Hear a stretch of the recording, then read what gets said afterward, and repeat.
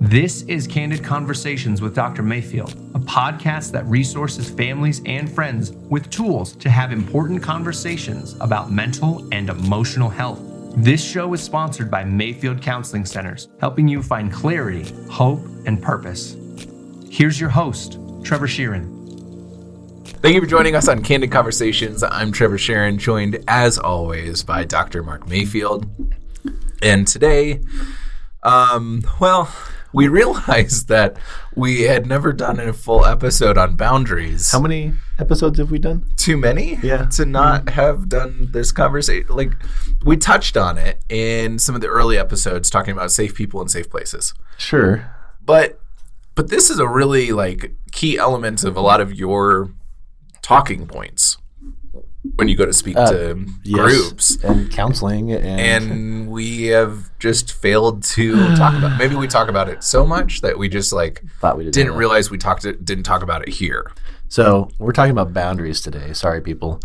You might roll your eyes, but how many of you actually know what your boundaries are or what boundaries are? Yeah.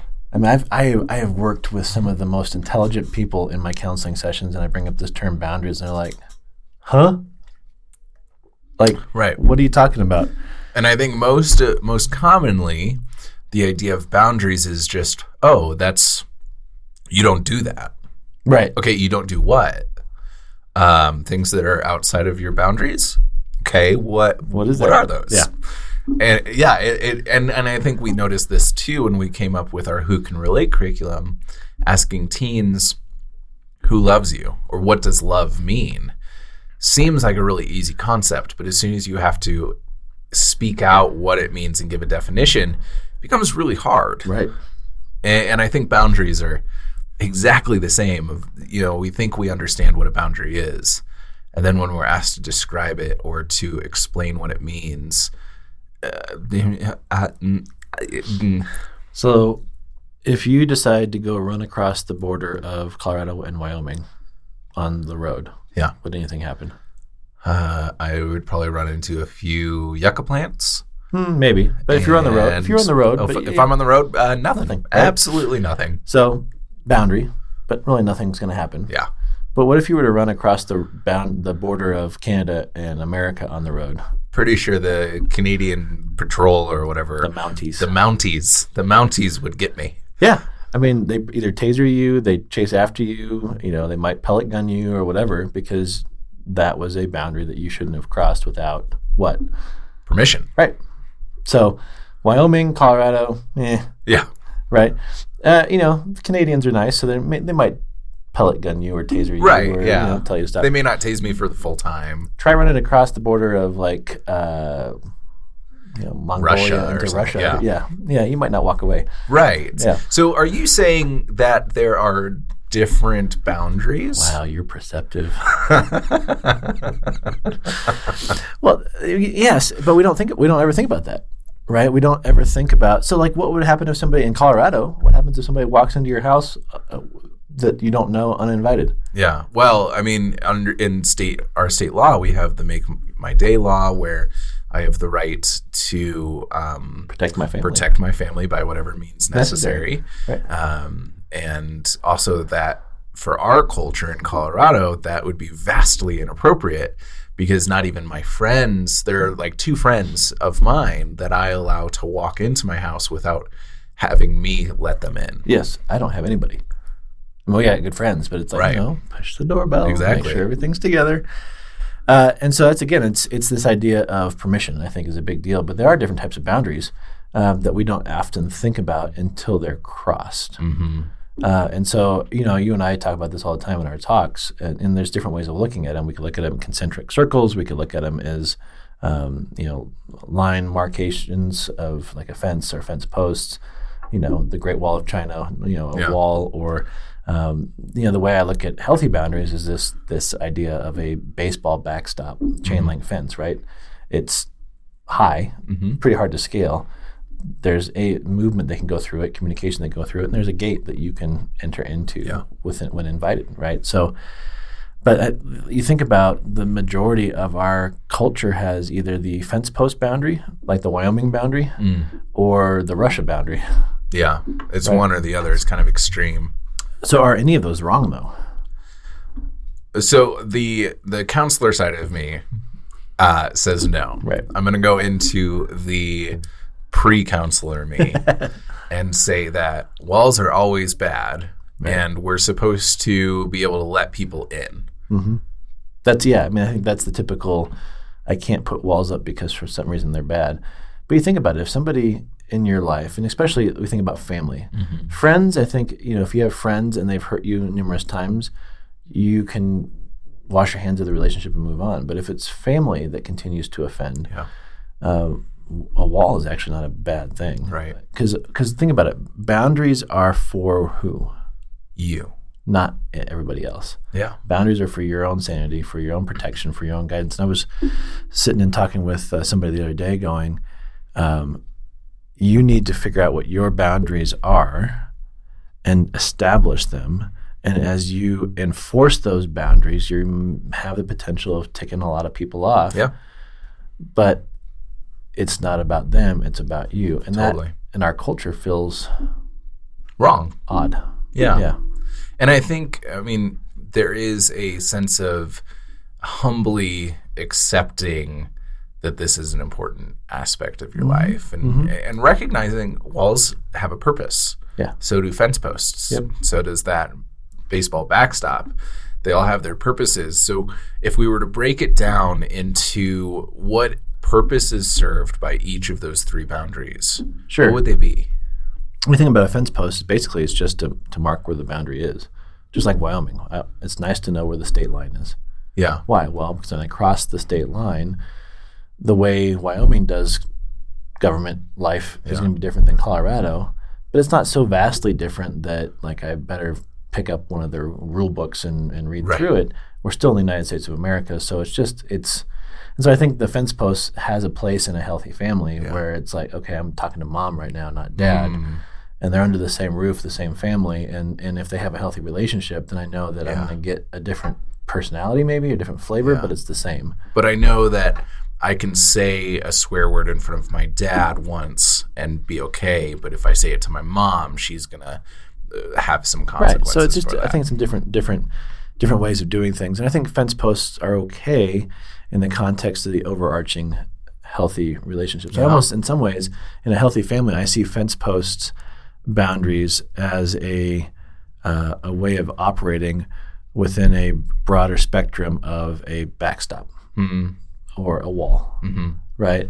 So where a wall, I think, is very much protective. You think about what the Great Wall of China was built for and why it's still standing, and you can still see it from space. And it was a way of protecting China or parts of China from the rest of the world during. I mean, how old is that thing? It's old, almost a couple thousand years old, right? I mean, so I think a wall is important for protection. So I think about my house in some ways being the wall. We have a security system. We've got cameras. We've got doors that lock. We have windows that lock. We have rules of engagement if you want to enter in. And maybe that's more of an example of a backstop where I think maybe a wall is, okay, that person's hurt me consistently, and so I'm blocking them on Instagram. I'm blocking them on Facebook. I'm not going to the places that they usually go.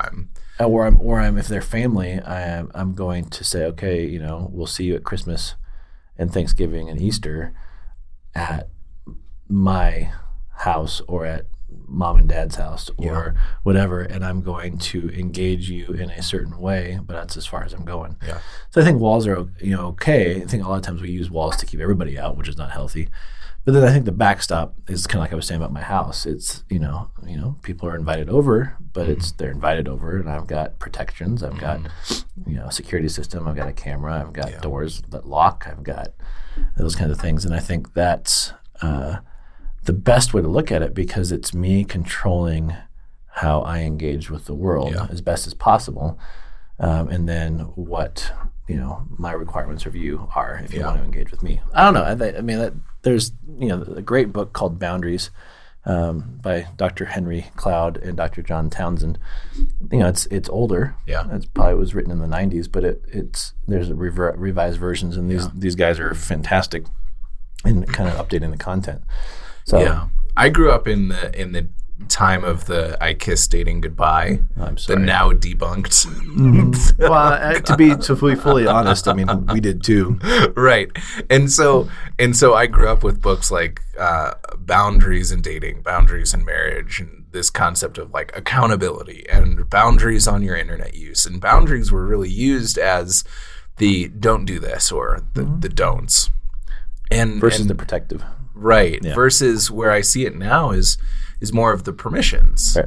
more of the allowances. Like I could do anything, but I want to give permission to my wife to do things that are really meaningful to our relationship, where she can call me out on things, or she can interrupt what I'm doing because she's important. Right.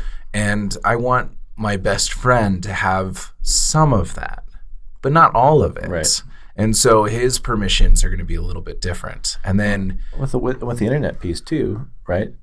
So we look at protections on the internet as boundaries to maintain relationship, healthy relationship, right? So it's a the permissions piece I think is a big deal. Yeah, absolutely. And I think having a good view of what boundaries are can make a world of difference, because boundaries are hard. Like there's no doubt that boundaries are hard. Yep. But they aren't bad. No. And I think that's where we get guilted into thinking that they're bad. When I hold a boundary with you and you're offended because you don't get it, or you don't have boundaries yourself, that's not my responsibility. Yeah. Now, it might be, as a friend, it might be my responsibility to walk you through it, to talk you through it. But I'm not going to change my boundary because you're offended. Right.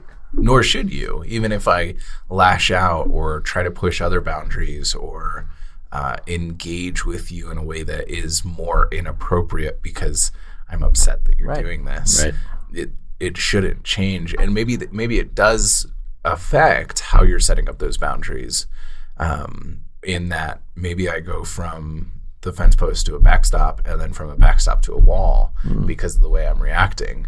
And I think that speaks to something you talk about often, is that these change. Right. They don't have to stay static. Yeah. Right. So day to day, hopefully it stays very consistent with our relationship if it's healthy. But there may be some relationships, like with family, where we're kind of stuck, where I have to evaluate maybe week to week where I'm letting this person enter. I often think that you need to understand your general style. If you're more geared towards putting up walls, you need to be aware of that. If you're more geared towards the fence post, you need to be aware of that. I think in a healthy framework, that backstop chain link fence visual is probably the best place for us to call home base. It's pretty balanced. It's balanced. And from that balanced position, we can create fence posts, we can create walls.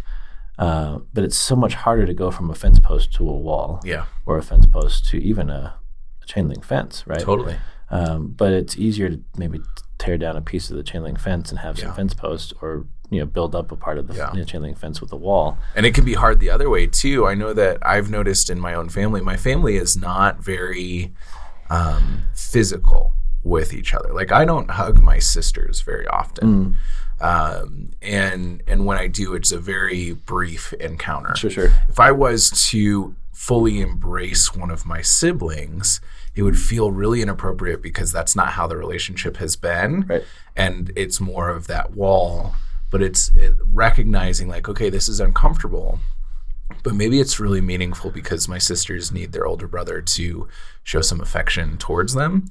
And so I think either way, it can be really uncomfortable to change a relationship norm. Sure. And it's generational and those kind of things, which is funny because your family is very loving. Very. But the physical affection piece is, I think that's the cultural norms, it's family norms and that kind of stuff. Babe, you make a good point of going, how do we adjust based on, who we're with and But I think it's if you don't have a framework, if you don't have a home base, all of this kind of seems probably scary. Yeah. So where do you start? I think it's a great idea. And I think the first place to start is with reflecting. Sure. Sorry, guys. We do this all the time. Yeah. Reflect and be aware of your own stuff. Keep coming back to it. If you have trouble reflecting, maybe go to a counselor. The other recommendation that we always have. But there's true, yeah. I mean, or work with a friend or a mentor or anybody that can help you figure that out. But it's interesting just how many people, well-meaning people, intelligent people, people that are successful, that don't have an understanding of boundaries, or their boundaries. Yep.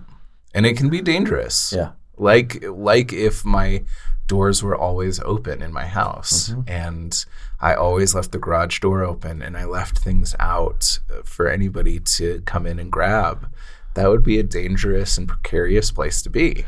Well, it's interesting. Yeah, exactly. And I think I was sitting last Friday with a very successful leader, and when I say successful, and it's not just talking about monetary or anything like that, but Dr. Wes Stafford from Compassion, he led the company. I mean, he was with the company for almost 50 years, led it as the president for 20 years, and I asked him the question. I said, "So, how do you finish well?" And he kind of smiled and he goes, and he's in Compassion's a Christian organization. He's a believer.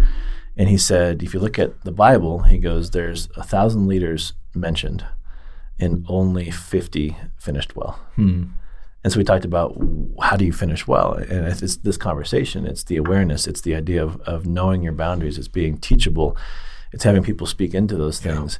One of the things he goes is you pre-fight your battles. Meaning sit down with your spouse and go, what things are coming down the road as we get more successful, as we grow our family, as we deal with family, as we do all these kind of things, and begin to pre-fight battles that maybe haven't shown up yet. Yeah. But it's what it is it's setting boundaries, going, okay, if this happens, here's how we're going to respond. If this happens, here's how we're going to respond. And he goes, most leaders that get into the spotlight from a faith perspective probably have never done that, and there's not there's well-meaningness. Totally, it's not even a word. Well-meaning. But the path to hell is paved with good intention. Right, exactly. And so they've never thought through boundaries or no, I'm not going to do this or do that because of this and this and this and this and this and this and this. And then they get. I mean, you can think of, and sadly, how many scandals over the last 3 decades among people that had good intentions. Yeah, but poor boundaries. Right? So I think, again, like our episode last week, it's never too late. Yeah. It's never too late to sit down and figure out boundaries. It's never too late to reevaluate those boundaries. It's never too late to go, oh, I've never even thought of this concept before. Let's put these things into practice. Yep. And it may not be fun. It probably won't be easy, but it will be good. Yes, and good and easy don't have to be in the same sentence. They don't? Yep. So if you have any questions, feel free to reach out to us, candid@mayfieldcounseling.com, 719-452-4803. You can put a comment on the Facebook page or our YouTube channel if you have any questions, and we'll put some resources. We'll put some of the books we've talked about today and any other resources we might have to begin this process. But it's good. Thanks for joining us. We'll see you next week. Thank you for joining Candid Conversations. If you would like more information, you can email candid@mayfieldcounseling.com or call 719-452-4803.